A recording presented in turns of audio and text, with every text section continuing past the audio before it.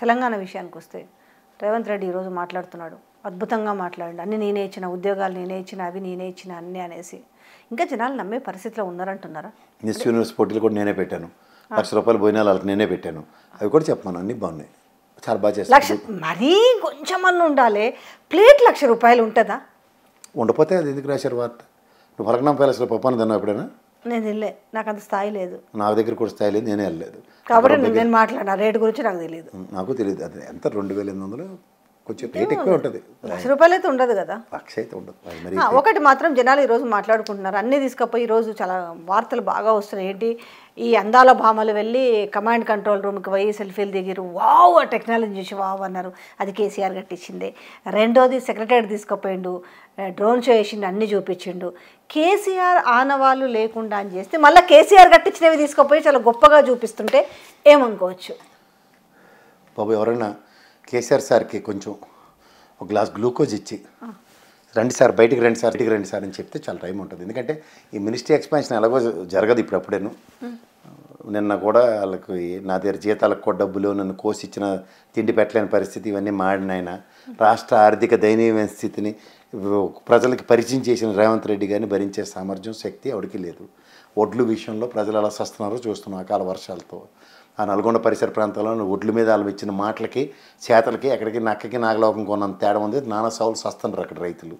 రైతు బంధు ఇచ్చిన పాపాన పోలే, రైతు రుణమాఫీ అని చెప్పి ఎవరికేడి చేసాడో ఆ భగవంతుడిగా తెలియాలి.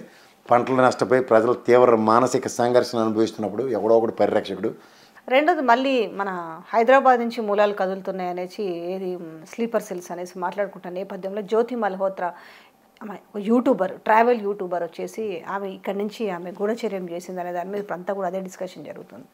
మజిద్ దౌల్ గారు అంటే ఇలాంటివి కొండంత వెలకలు పట్టుకుంటూనే ఉంటాడు. సినిమాలు దాని ఆవశ్యకత, ఓ యూట్యూబర్ చుట్టూ మొత్తం ప్రపంచం తెరబడిపోయిందనే వార్త. ఎందుకమ్మా ఇవన్నీ? ఆ కరాచీ బేకరీలు అవన్నీ జెండాలతో కొట్టుకుని ఏడమని అంతకన్నా వాళ్ళకి తెలియతే ఎట్లుండవు. ఓ పక్క ఏబీవీపీ వాడికి సంబంధించినోడు ఓ మాట మాడతాడు, ఈ బీజేపీలో ఉన్న ఇతరత మాట్లాడదు అందరూ ఓ మాట మాడతారు. ముందు వాళ్ళే ఓ పాసిఫికేషన్కి వచ్చి మరి ఇది మాడాలని నిశ్చయించుకుని మాట్లాడితే, నాకు తెలిసి వీళ్ళందరికీ నా జాతీయ అధ్యక్షుడు బండి సంజయ్ ఉంటాడు ఇలాంటి పనికిమాల కార్యక్రమాలకి.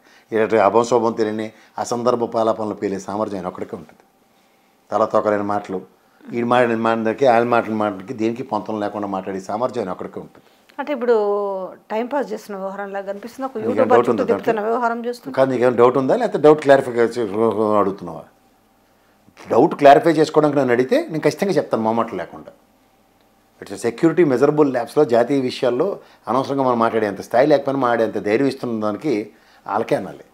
అరే శతగొట్టండిరా పాకిస్తాన్ స్థావరాలు ఐఎస్ఐలు పాకిస్తాన్ దిగజారింది, హనీ ట్రాప్ కూడా చేపిస్తుంది, అమ్మాయిలను పెట్టేసి సైనిక దళాలు. ఇది కొత్తగా లేటెస్ట్గా కనిపెట్టాడు మజిద్ దౌలు జాతీయ సలహాదారుడు తెలిసిందన్న విషయం కింద నువ్వు రాసుకో. అలాంటి మన నూజిడ్డు గడు రాస్తాడు ఎర్రింక అనుకుని ఎర్రకారం పచ్చల్లో నువ్వు మిగిలిన నూనె ఉంటుంది చూడు, పచ్చడి పైన తేలుతుంది, అది పెన్ క్యాప్లో రాసుకుని అది అక్కడే జిడ్డు వార్తలు రాయగలడు.